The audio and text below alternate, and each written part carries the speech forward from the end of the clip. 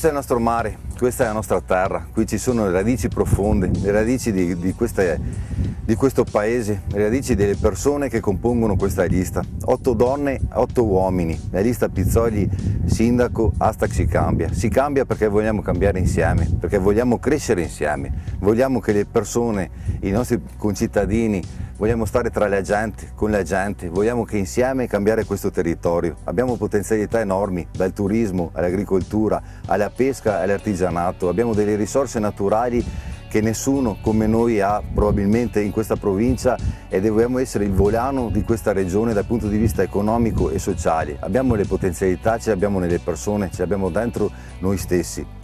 Noi vogliamo essere il cambiamento e vogliamo esserlo insieme a voi, vogliamo uscire da questa fase di stallo, da questa apaticità che contraddistingue gli ultimi anni di questo paese. Vogliamo veramente dare un volto diverso. Chiediamo la vostra fiducia, la chiediamo insieme a voi, la chiediamo per le persone che siamo, ripeto, perché ci teniamo alla nostra famiglia, ci teniamo ai nostri figli, ci teniamo a mantenere vivo questo paese. Il 10 giugno, hashtag si cambia. Lista civica Pizzoli sindaco si cambia, cambiate insieme a noi, andate a votare, fateci votare, votate la lista numero 2, cambiamo insieme il nostro territorio, cambiamo insieme il nostro paese. Il 10 giugno vota lista civica Pizzoli, hashtag si cambia.